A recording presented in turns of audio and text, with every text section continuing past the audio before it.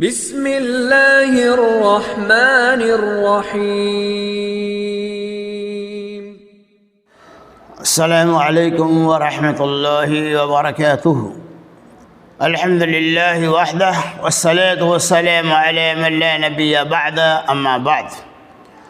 عن عبد اللہ بن عمرو رضی اللہ عنہ قال قال رسول اللہ صلی اللہ علیہ وسلم لا يدخل الجنة منان ولا عاق ولا مدمن الخمر، رواہ مسلم۔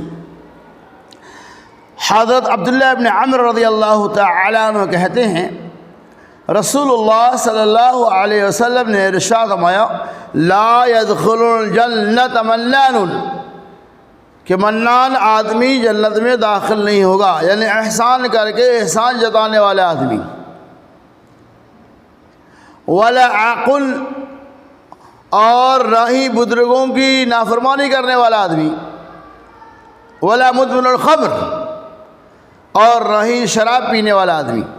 رسول اللہ صلی اللہ علیہ وسلم نے اس حدیث پاک کے اندر تین طرح کے لوگوں کے بارے میں اعلان کر دیا کہ وہ جنت میں داخل نہیں ہوگا۔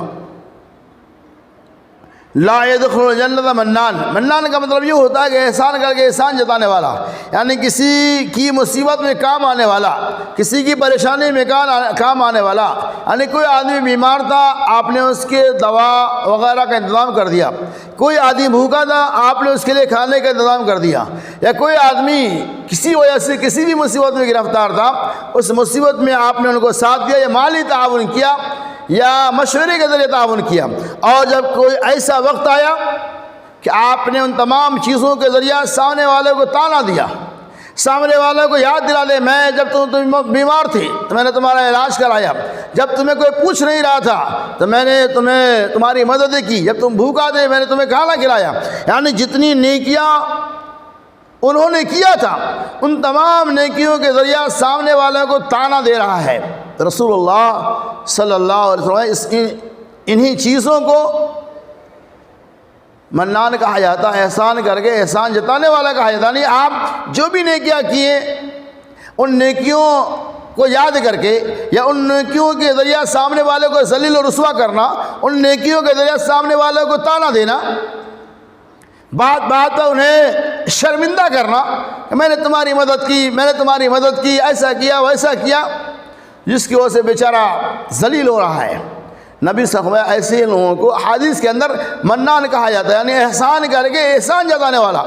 اس طرح کے لوگ اگر نیکی کریں گے یقیناً اس کا کوئی فائدہ ملنے والا نہیں ہے، تو اس طرح کے لوگ بھی جنت میں داخل نہیں ہوں گے۔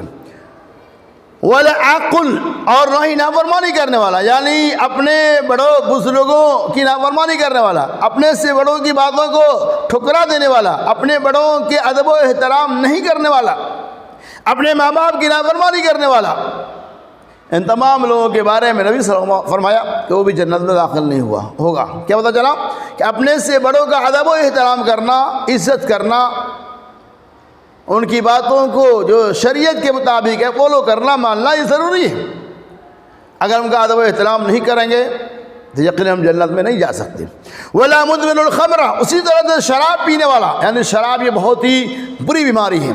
رسول اللہ صلی اللہ علیہ وسلم سے ام الخبائث کہا، یعنی تمام برائیوں کی ماں، تمام برائیوں کی جڑ۔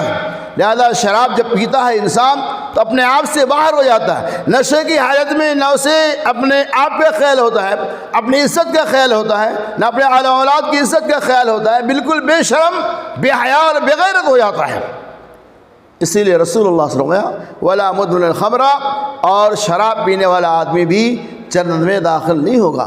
اللہ تبارک و تعالی ہمیں آپ کو تمام مسلمانوں کو ان تمام برائیوں سے اجتناب کرنے کی توفیق رفیق عطا فرمائے۔